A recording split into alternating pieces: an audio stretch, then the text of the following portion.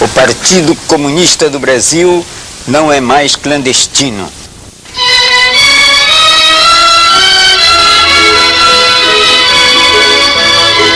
E a presença do partido na televisão, foi na televisão. A presença do Partido Comunista do Brasil na televisão, num programa de 1 hora, revela que alguma coisa mudou em nosso país. E o povo brasileiro? O povo brasileiro conquistou na praça pública, na caminhada memorável de 1984, a liberdade tão ansiada. Se caiu, caiu. Caiu o regime de arbítrio, iniciou-se a transição democrática. O Partido Comunista do Brasil, com 64 anos de existência, tornou-se legal. E hoje pode dirigir-se à nação através de uma cadeia nacional de TV. O partido tem propostas concretas e viáveis. O Partido Comunista do Brasil está certo de que as ideias que apresentamos concordam com os sentimentos e as aspirações da grande maioria dos brasileiros. O que pretende, na atualidade, o Partido Comunista do Brasil? Pretende, em síntese, acabar com a expoliação do Brasil pelo capital estrangeiro, extinguir o sistema arcaico e injusto do latifúndio, conquistar um regime político efetivamente democrático, um governo representativo das forças progressistas da nossa pátria. Estas 3 questões fundamentais resumem o programa de ação imediata do Partido Comunista do Brasil, registrado no Tribunal Superior Eleitoral. Nosso partido, Partido Comunista do Brasil, fundado em 25 de março de 1922, tem sido perseguido permanentemente. Sua verdadeira fisionomia não pôde ser difundida em larga escala. Por isso, há muitos preconceitos sobre os comunistas, muitos equívocos acerca da sua política, muitas incompreensões a respeito de seus objetivos maiores. Contudo, os pontos de vista do Partido Comunista do Brasil encontram ressonância em consideráveis parcelas da população brasileira. A legalização do partido foi e é necessária, e a contribuição do partido para a democratização do país é imprescindível. O partido não apenas se configura como uma proposta de marxistas-leninistas, mas uma proposta de que esta vanguarda vê como fundamental a solução de todos os problemas dos oprimidos, dos discriminados, dos negros, dos índios, de todos aqueles que na sociedade brasileira, por um processo centenário, foram marginalizados da participação, dos privilégios ou dos direitos da sociedade civil. Vamos expor esta noite o que pensamos com relação ao presente e ao futuro do nosso país e do nosso povo. Devo, mas nego porque pagar não posso. E os governos da ditadura. Os governos da ditadura militar foram governos de entreguismo e traição nacional. Contraíram uma dívida de mais de 100 bilhões de dólares, que tantos sofrimentos tem causado à classe operária e aos trabalhadores. E o atual governo, por pagá-la com a fome do povo, submete-se aos interesses dos banqueiros internacionais, o PCdoB tem uma proposta patriótica e corajosa. Defesa dos interesses nacionais com a liquidação de todas as formas de expoliação estrangeira. Suspensão do pagamento da dívida externa e o congelamento dos respectivos juros, a fim de permitir à nação superar as dificuldades que atravessa e retomar plenamente seu desenvolvimento econômico independente. O país não pagará dívidas usurárias e expoliadoras, arbitrariamente contraídas e lesivas à economia nacional. Entre as muitas dificuldades que nós temos uma que é fundamental. O Brasil é um Brasil rico, com um povo trabalhador, mas um Brasil endividado. Todo o nosso trabalho que nós desenvolvemos é canalizado e direcionado para pagar apenas a despesa desta dívida de 100 bilhões de dólares. Hoje, o Brasil paga em torno de 1 bilhão de dólares por mês. Não sei se também o telespectador é capaz de imaginar quanto seja 1 bilhão de dólares.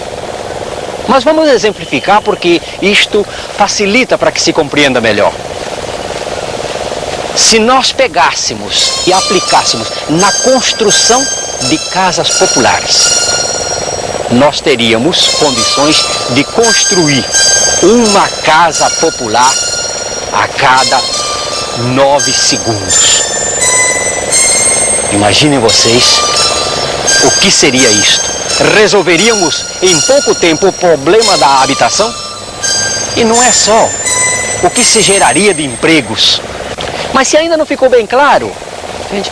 Se nós pegássemos a despesa da dívida que nós pagamos todos os meses e aplicássemos, vamos supor, na educação, que é um problema sério no Brasil, nós ampliaríamos a rede, né, de educação, criando uma vaga por segundo para as crianças, para o povo brasileiro. Olha, eu acho que isto é um problema sério. O povo brasileiro trabalha quase que exclusivamente para pagar esta dívida. Cada cidadão, você que está aí sentado, a sua esposa que está ao seu lado, o seu filho, cada cidadão hoje paga por mês 130 cruzados da dívida.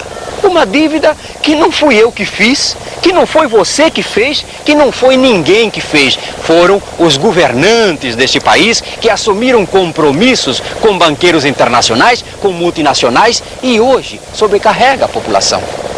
Resolver o problema do Brasil, não acredito que seja uma tarefa fácil se a gente não encarar este problema, o problema da dívida. Este é um país que sempre viveu na dependência do estrangeiro. Vejam bem, estas fábricas todas que nós temos aqui, poucas são brasileiras. A maior parte delas são multinacionais. O que fazem elas aqui? Desenvolver uma tecnologia brasileira? Não. Gerar riquezas e progresso para o país? Também não. O que elas fazem aqui é explorar a matéria-prima que é barata e a mão de obra que é de graça. Para o quê? Para levar para suas matrizes, para engordar, entende? Os países de origem delas. Então, é preciso se colocar um paradeiro e dar um grito de independência no Brasil. Carajás, Carajás. Por exemplo, nós temos grandes riquezas no sul do Pará. Serra de Carajás é uma das maiores jazidas de minérios. Esta jazida de minérios, que é uma coisa que não se renova, é uma coisa que não se recria, se você tirar, não se coloca mais no lugar. Esta jazida está sendo explorada quase que exclusivamente por estrangeiros. E o governo brasileiro ainda contrai dívida, pega dólares emprestado para construir uma ferrovia que tem a única finalidade, pegar o minério de Serra do Carajás para levar para o porto de São Luís do Maranhão para ser exportado para o exterior. Esta ferrovia, ela custou um preço altíssimo para o povo brasileiro. 270 cruzados por centímetro de ferrovia. Veja bem, telespectador, gente, eu acho que isto é um preço muito alto para atender única e exclusivamente interesses de multinacionais e de banqueiros internacionais. O governo tenta resolver o problema do déficit interno vendendo as empresas estatais. Ainda há poucos dias eu recebi um telefonema do diretor do sindicato. Ele me convidava para um ato na porta da Mafesa e o ato era para defender a Mafesa, que é uma ponta de lança da indústria ferroviária. É uma indústria que desenvolveu uma tecnologia nacional adaptada à situação do Brasil. É uma indústria que está capacitada a construir qualquer tipo de máquina de vagão para circular em qualquer trilho aqui no Brasil. Esta indústria está à venda. Está à venda por quê? Porque há grupos econômicos que estão interessados em abocanhar mais este filé mignon. Filé mignon de uma luta do povo brasileiro. Porque a empresa estatal nada mais é do que a luta do povo brasileiro que conseguiu aglutinar em suas mãos determinadas áreas do setor econômico que em determinadas épocas o setor privado não estava interessado em investir.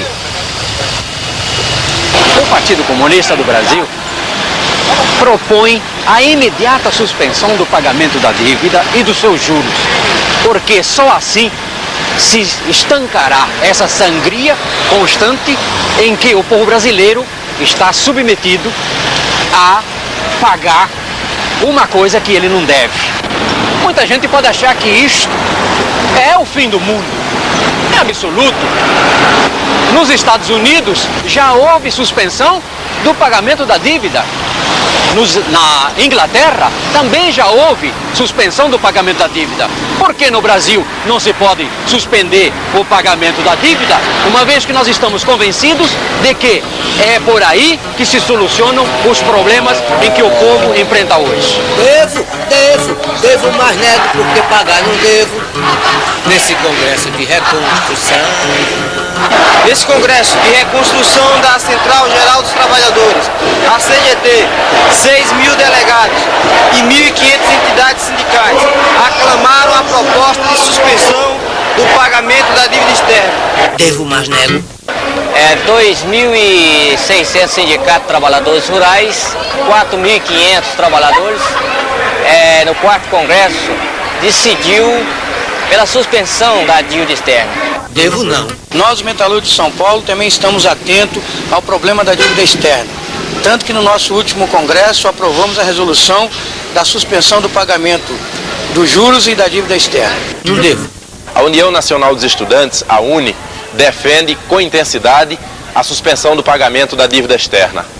Os estudantes têm uma firme posição de repúdio à dívida externa, desde a reconstrução da UBS e da UNE. Nego! Fui membro da Comissão Parlamentar de Inquérito que investigou a dívida externa.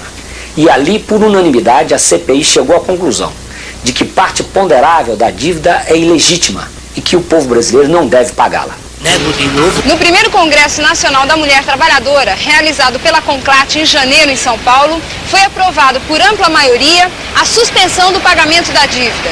Que dever nada.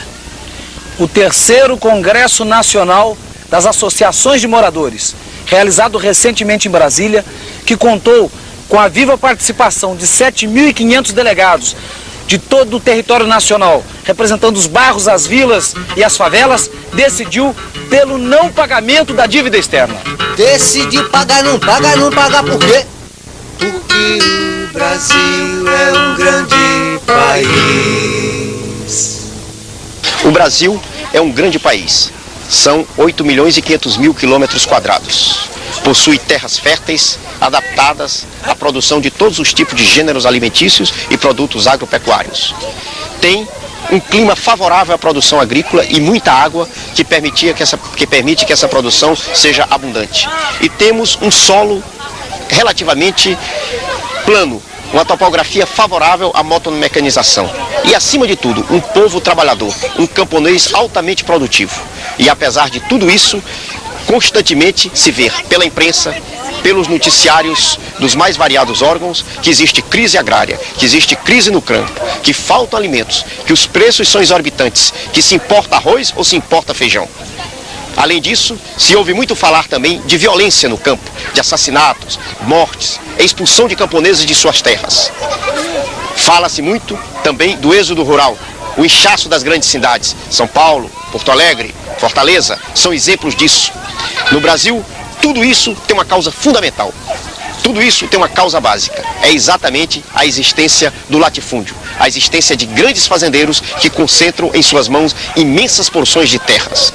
O latifúndio no Brasil detém cerca de 409 milhões de hectares. Isso corresponde a 2/3 dos proprietários de minifundistas, que as suas propriedades todas juntas somam apenas 42 milhões de hectares. Ou seja, cerca de 2,5 milhões de produtores rurais têm menos terra do que 342 grandes fazendeiros, grandes latifundiários. Esses são números básicos, esses são números dramáticos, e é em torno disso que está a questão fundamental da crise agrária no Brasil, a grande concentração da terra nas mãos de pouco. Isso provoca um êxodo rural intensíssimo. Nós sabemos que no Brasil, cerca de 150 pessoas por hora deixam o campo para a cidade.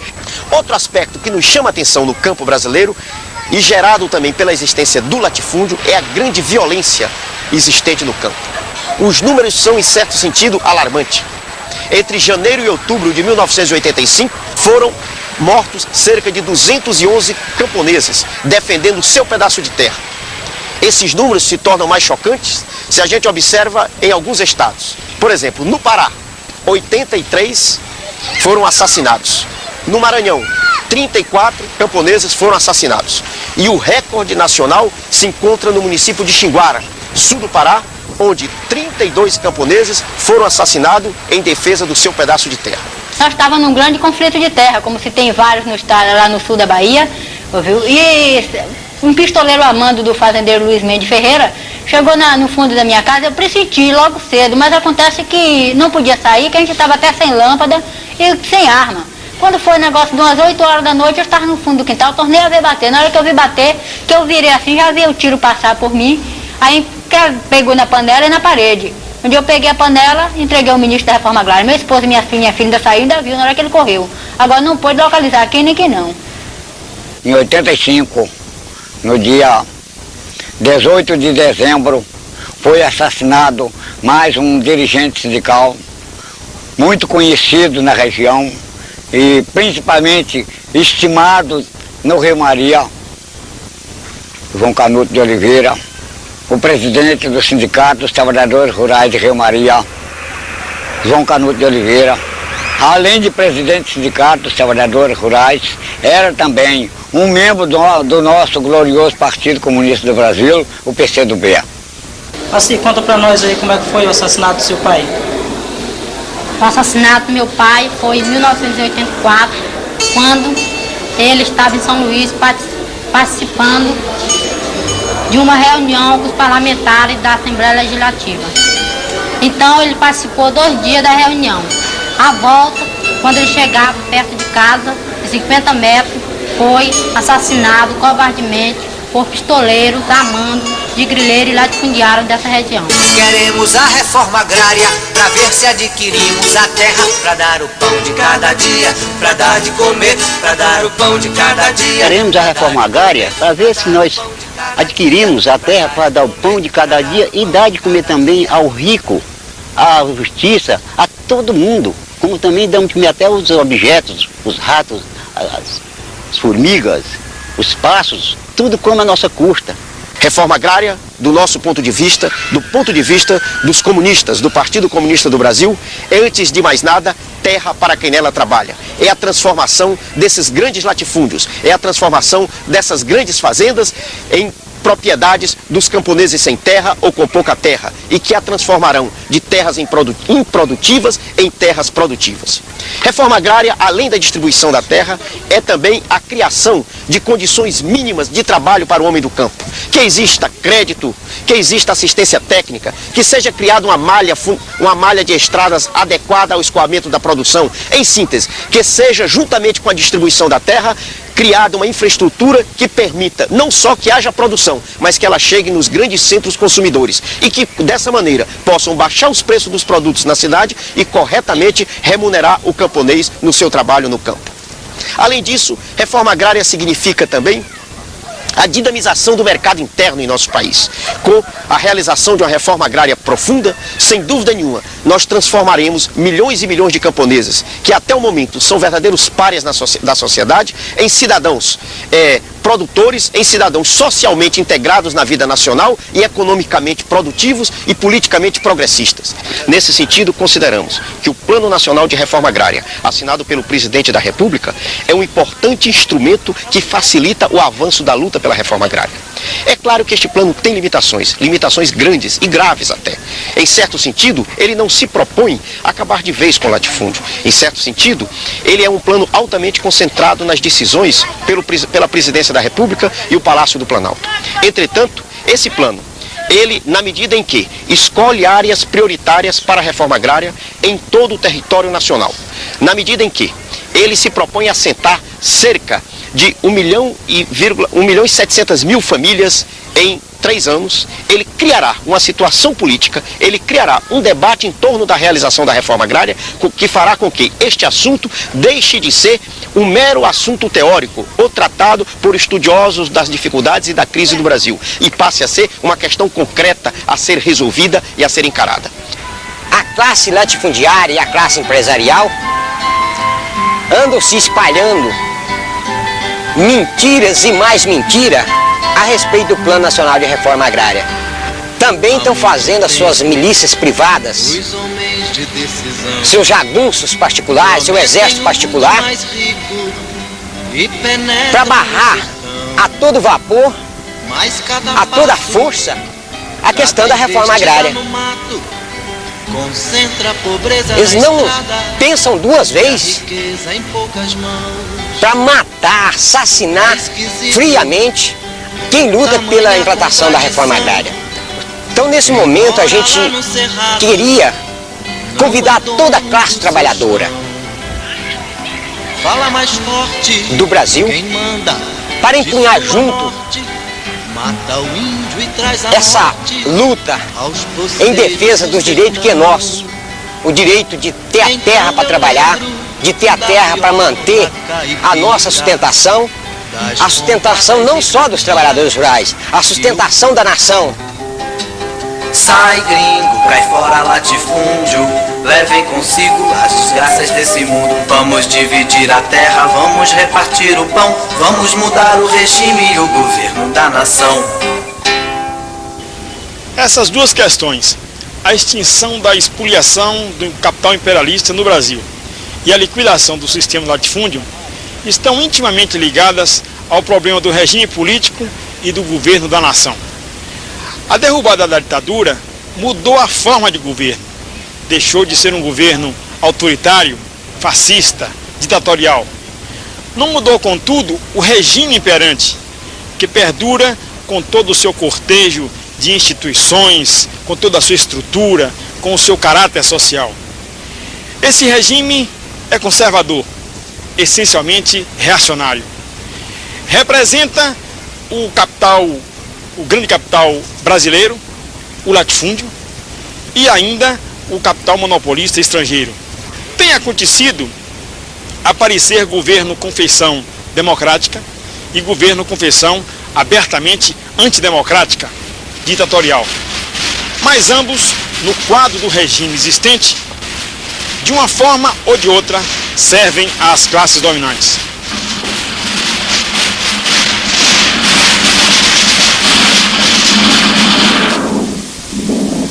É costume se dizer que todo poder emana do povo. Mas a verdade é bem outra. Podemos afirmar, com certeza, que na história do nosso país, o povo jamais esteve no poder, ou o poder jamais do povo emanou. Perguntamos, por exemplo, quantos operários, camponeses ou donas de casa chegaram a ocupar a presidência da República? Quantos trabalhadores ocupam nesse momento cargos de ministros? Ou podemos concluir dizendo também que entre 479 deputados apenas 2 operários têm representação na Câmara Federal. Atualmente, nós temos no Brasil um governo relativamente democrático. Tomou medidas e iniciativas que, por serem justas, sensibilizou o povo e recebeu o respaldo popular. Mas esse governo não tem condições de realizar uma política efetivamente popular, democrática e progressista em profundidade. Veja-se, por exemplo, a questão da reforma agrária. O governo elaborou um projeto de reforma agrária mais ou menos avançado, o suficiente para provocar uma grande reação do latifúndio, que se mobilizou, que se articulou, que inclusive se armou e que ameaçou. Em decorrência, o governo teve que retirar o seu projeto avançado de reforma agrária e substituir por um outro, razoavelmente moderado, ou melhor, bastante moderado, que é o que está sendo trabalhado. Vejamos a questão do pacote econômico. Era necessário, sem dúvida alguma. Por um lado, golpeou em profundidade o capital especulador, acabando com a correção monetária. Congelou os preços dos produtos, o que respondeu à expectativa popular, que já não aguentava com a escalada dos preços a cada dia. Em 1976, o Pedro Luiz, meu filho, tinha 2 anos e nós começamos um grande abaixo-assinado contra a caristia pelo congelamento dos preços. Há mais de 10 anos se organizou o movimento contra a caristia, que organizou as donas de casa, os trabalhadores, os aposentados, e fizemos um grande abaixo-assinado com 1.300.000 assinaturas. Dona Maria, a panela tá vazia. Dona Maria, a panela tá vazia. Embola o pai, embola a mãe, embola a tia, embola a tia. Se embolou toda a família por causa da caristia. Esse abaixo-assinado foi levado em Brasília, mas como era o tempo da ditadura, que os militares estavam no governo, ninguém quis nos ouvir.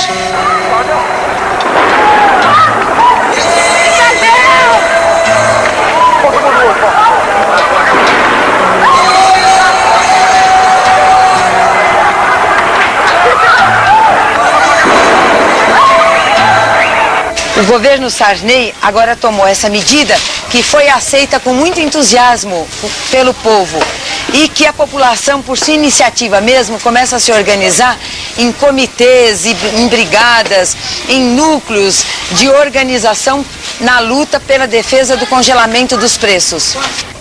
Diversos setores populares se mobilizaram no sentido de fiscalizar o abuso da remarcação dos preços.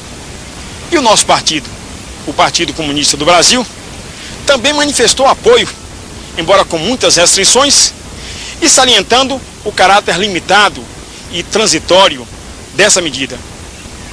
Contudo, a maneira de se enfrentar a inflação sem atingir o alto grau, os altos privilégios de que gozam os ricos do país, sem golpear a taxa de juros elevada dos bancos e, sobretudo, sem tocar nem de leve no pagamento da dívida externa, que esta sim é a causa principal da nossa inflação, esta maneira de se enfrentar a inflação é uma maneira muito limitada, que não corresponde às necessidades do país e que está fadada a levar a um resultado prejudicial ao povo a médio prazo.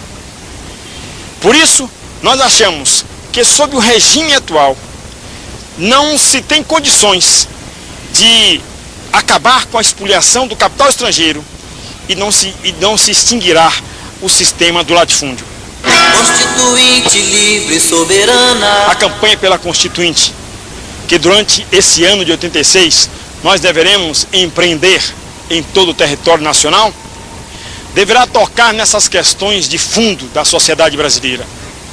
Deverá, por exemplo, avaliar quais os passos práticos necessários que devem ser dados de imediato com vistas a salvaguardar a soberania nacional, gravemente aviltada pela sanha do capital estrangeiro.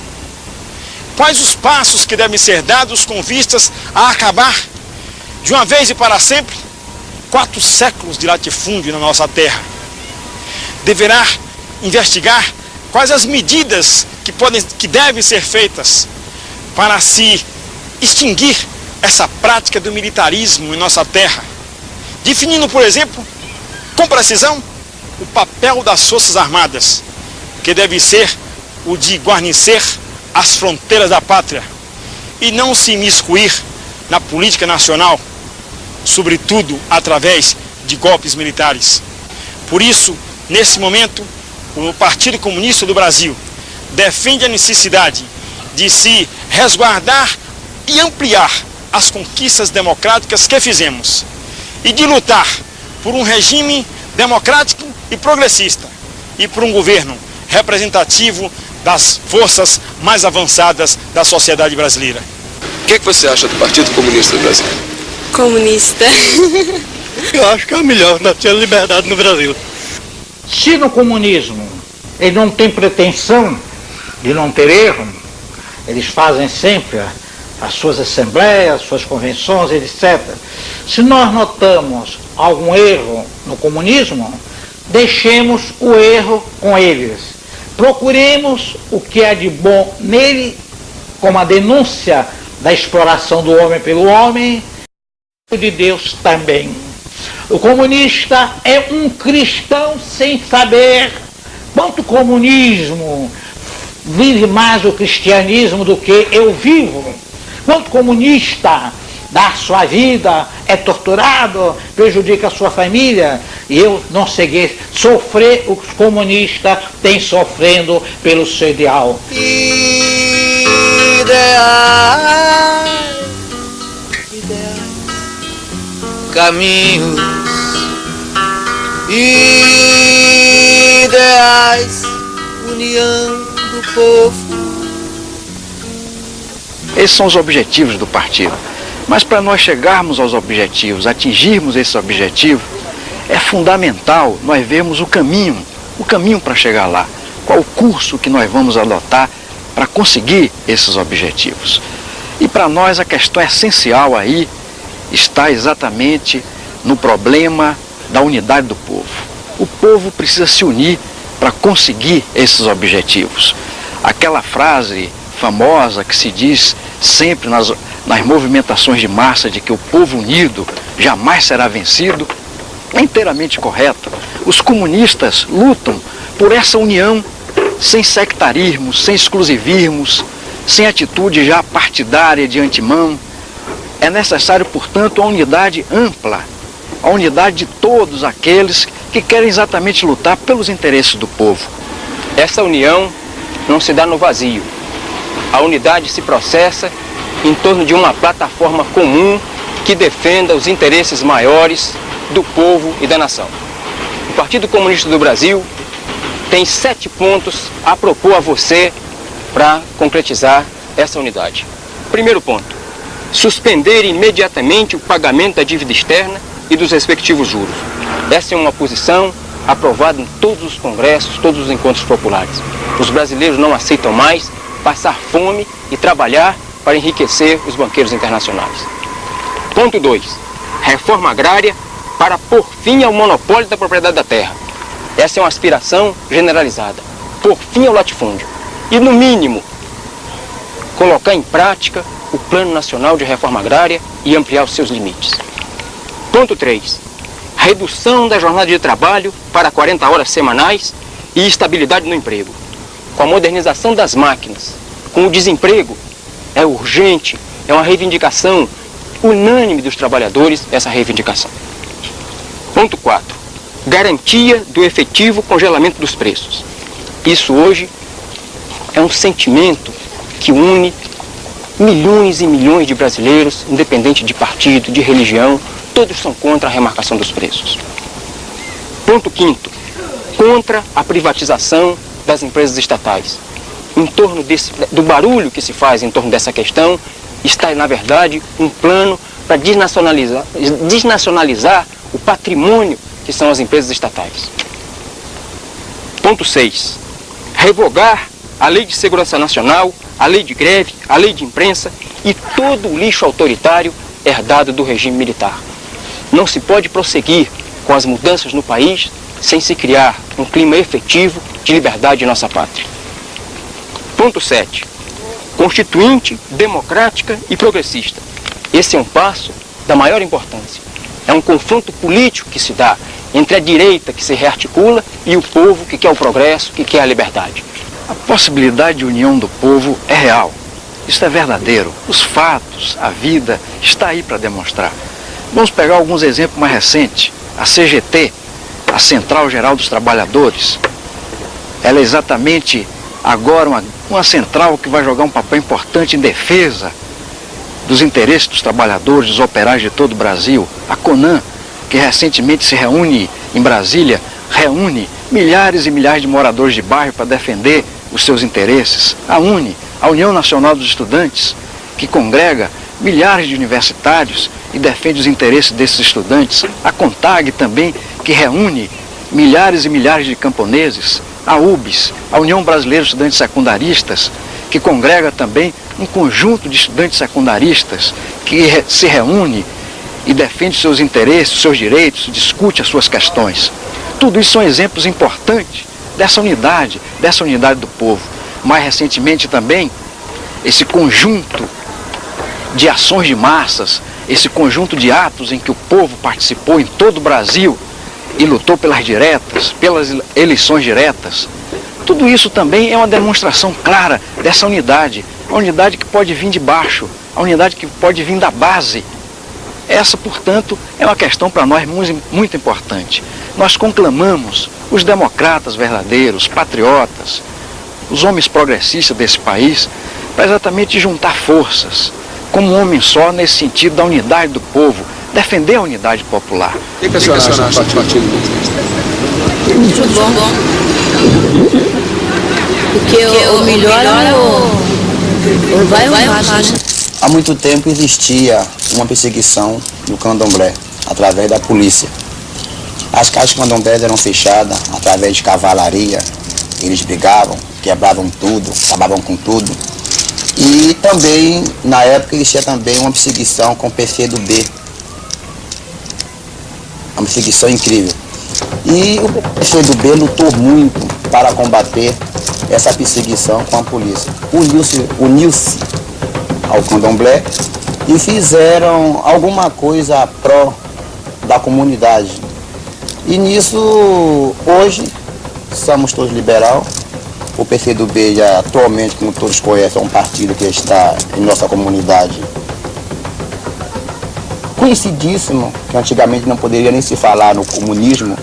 Quando fala no comunismo, era preso, era isso, era aquilo. Hoje em dia está tudo natural, tudo comum. Todos nós brasileiros conhecemos esse partido, PCdoB. Quem não conhece? Todos nós conhecemos. Paz, axé babá, PCdoB.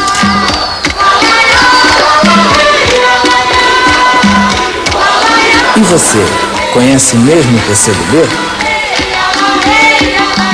Os êxitos e as vitórias mais duradouras da luta do povo dependem do grau de consciência das amplas massas e de uma direção firme e correta.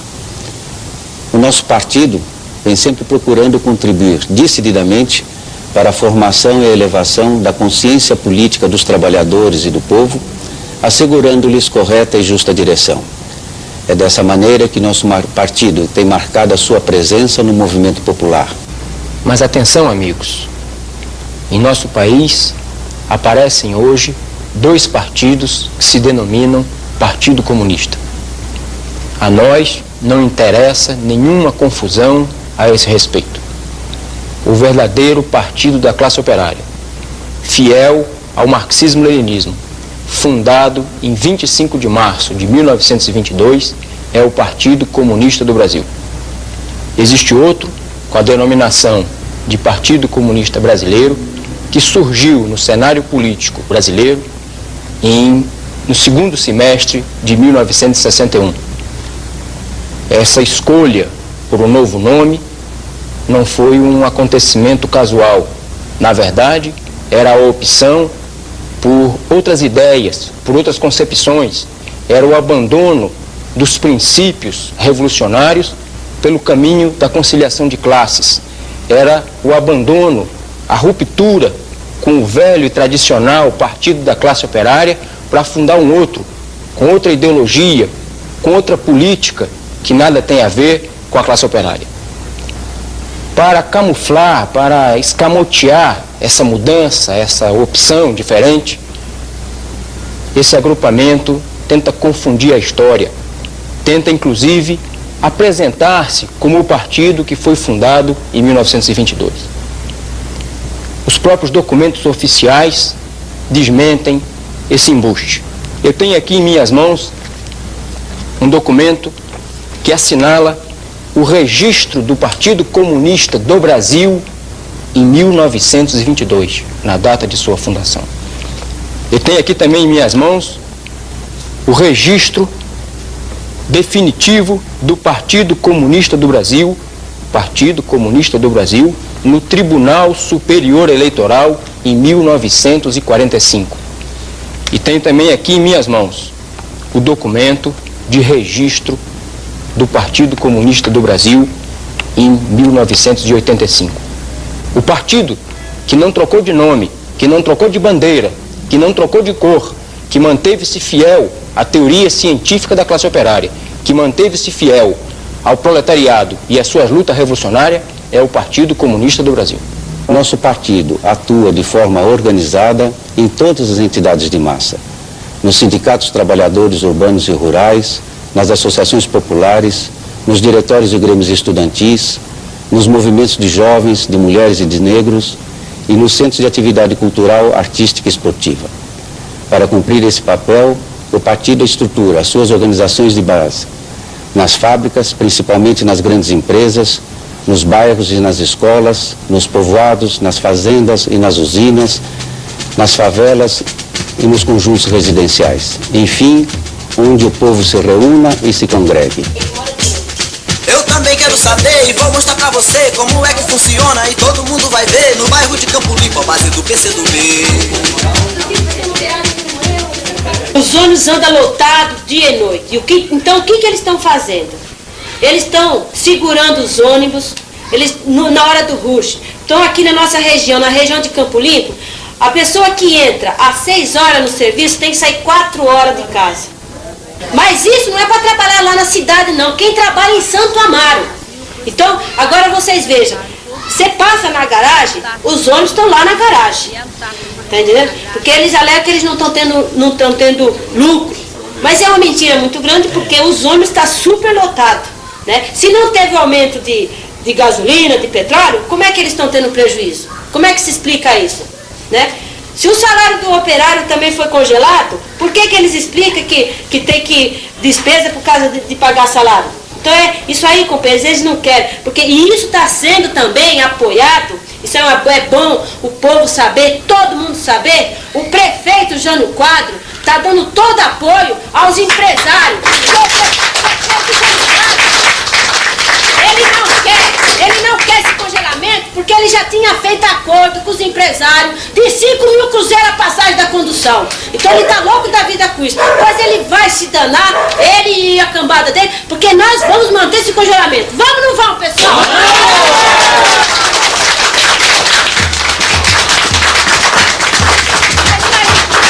Outros novos companheiros nesse dia em Campo Limpo assinaram suas fichas e já estão filiados e todos os trabalhadores também estão convidados. Eu pretendo me afiliar nesse partido, por quê? Porque eu estou gostando muito desse símbolo, que é o símbolo nacional que luta pelo operário, né? Então, por isso, é que eu acho que esse é o partido de todos os brasileiros trabalhadores, se afiliar e lutar por ele.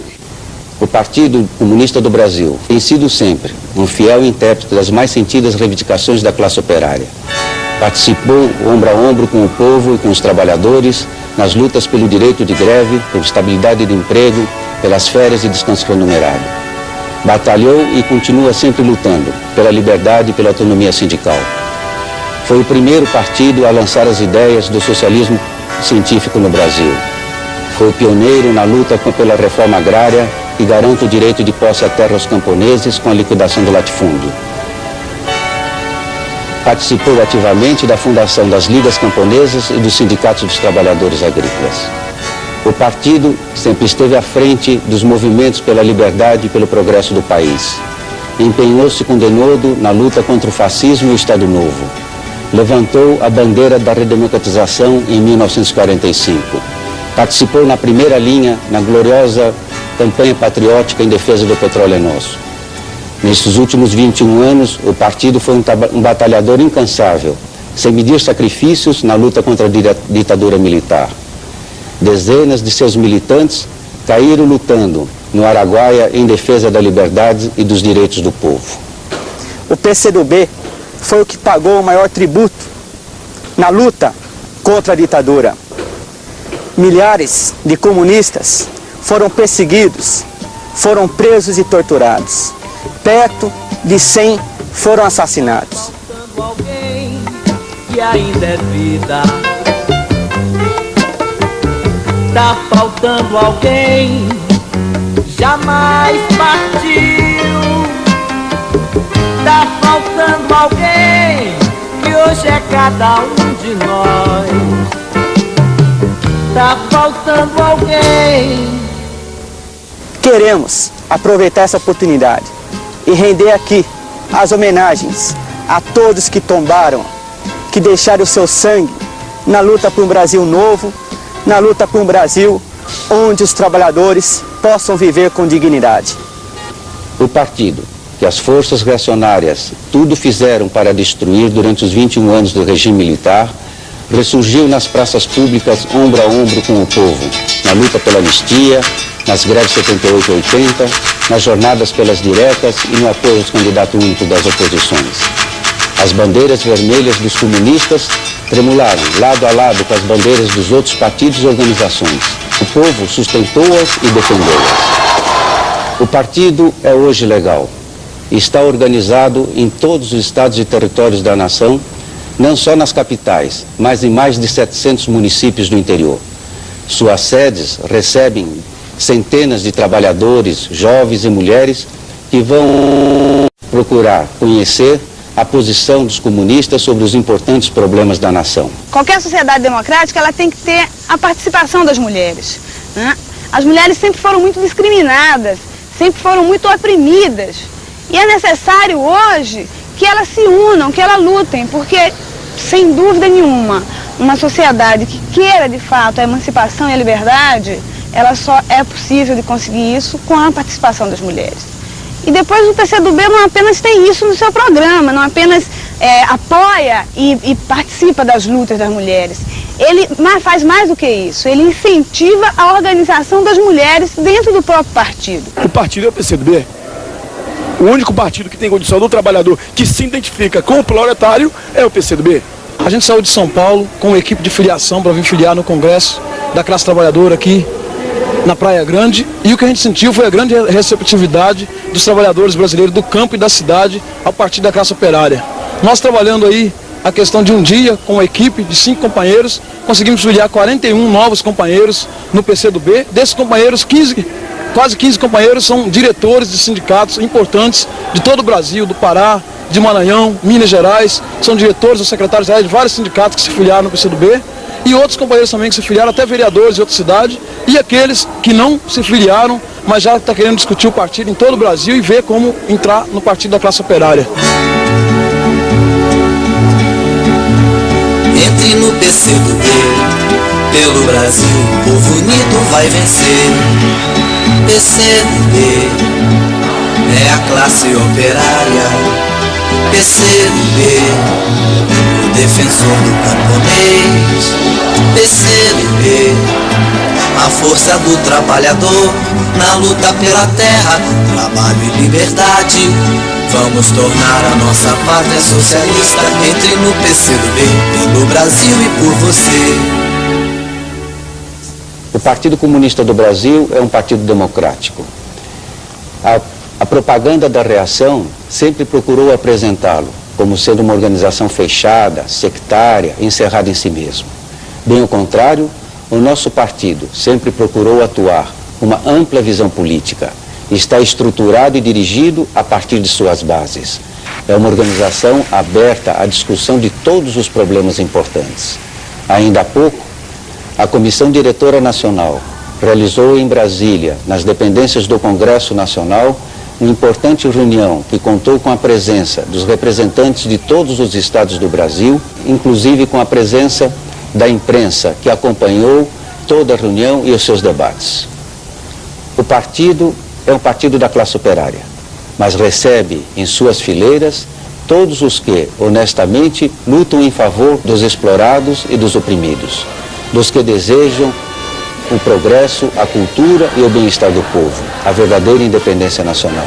É um partido sério e coerente. É um partido ligado aos diferentes setores da população com larga experiência de luta. Um partido de tradição revolucionária.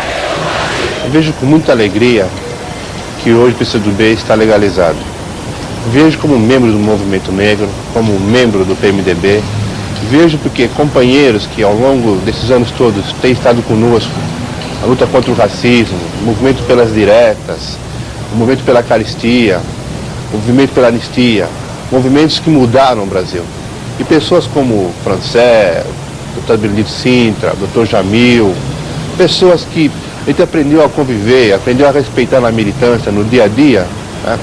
Eu vejo hoje que conquistaram, junto com o povo brasileiro, o direito de se organizar, de se expressar. E democracia sem liberdade não é democracia. Comunistas do Brasil, primeiramente quero abraçá-los pelo transcurso do seu aniversário.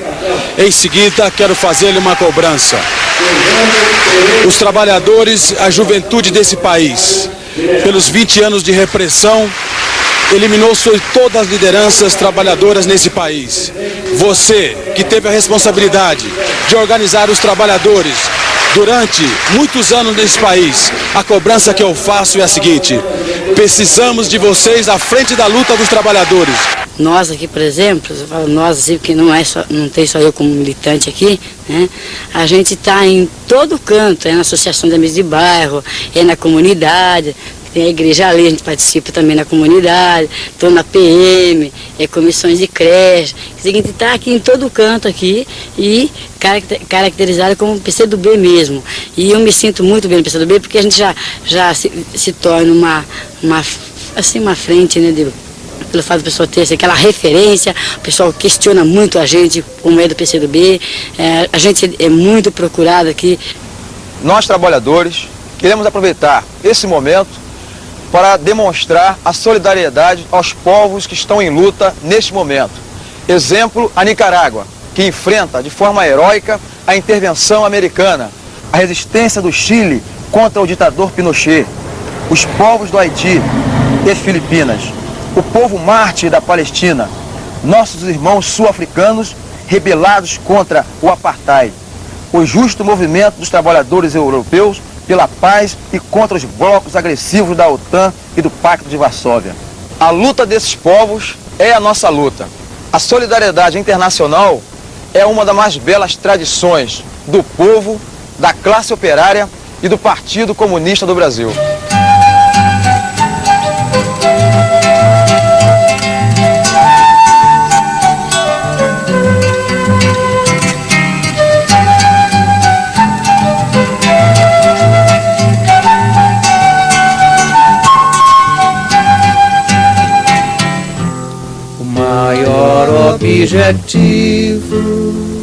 O objetivo maior do Partido Comunista do Brasil é a conquista do socialismo.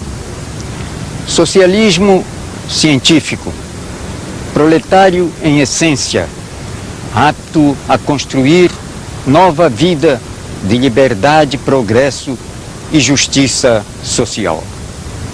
O capitalismo, como regime econômico-social, chegou ao fim, cumpriu e esgotou sua função histórica. Hoje é um estorvo ao avanço da humanidade. Sua real fisionomia espelha-se na corrida armamentista que consome recursos gigantescos, preparando a guerra, que, se deflagrada, consumirá milhões de vidas humanas e destruirá grande parte da civilização. O capitalismo nada mais pode dar aos povos, a não ser crises crônicas, desemprego em massa, fome nos 4 cantos do mundo. É o regime do uso e do tráfico das drogas, da criminalidade incontida, da corrupção desenfreada. O capitalismo é o regime da tirania e do fascismo, é o regime da decomposição moral da sociedade.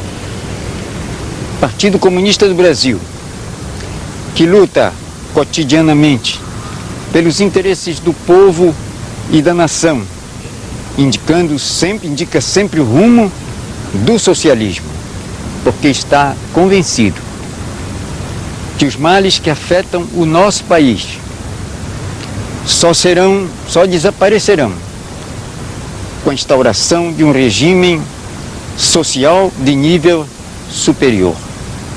Somente o socialismo tem condições de assegurar a nossa pátria e a nossa gente a independência nacional, a democracia, um futuro luminoso de cultura, de fartura, de bem-estar e conforto para todos. E vencerá? A luta de hoje há de construir a vida de amanhã, vida de esperança com que sonham milhões de homens e mulheres em nossa terra. O Partido Comunista do Brasil assim pensa.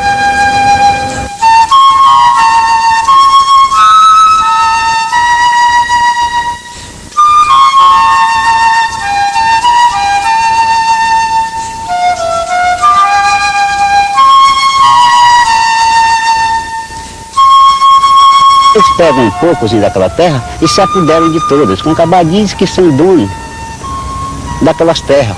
Quando uma pessoa entra, eles mandam matar, açoitar. Também queremos um meio para que a polícia faça policiamento, não ganhe 2 salários. Um do governo do estado e o outro dos mandantes para ser pistoleiro no mesmo tempo. O trabalhador do campo só não é capaz de fazer a revolução agrária no país. É necessário o apoio e a luta do trabalhador urbano, que a ele também interessa a reforma agrária.